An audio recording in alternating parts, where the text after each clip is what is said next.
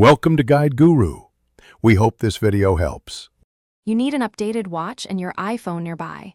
Once done, wake the watch and press firmly on the current face to open the face gallery.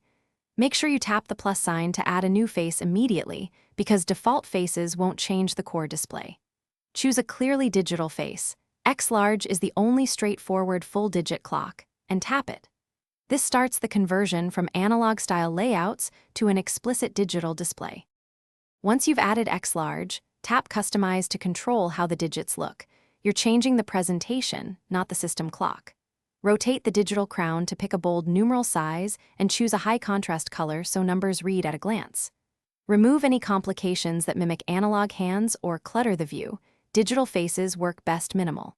When you press the crown and tap the face, you make it active. This is how you finalize the digital clock change. To finish, confirm the new face shows the time in digits. That completes the switch to a digital clock. If the face is missing or won't apply, update watchOS first and then try adding it again from the Watch app on your iPhone. Sometimes the app is more reliable.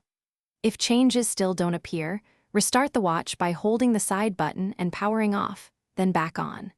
This single restart resolves most sync and display hiccups. Thanks for watching. Consider subscribing if we helped you today.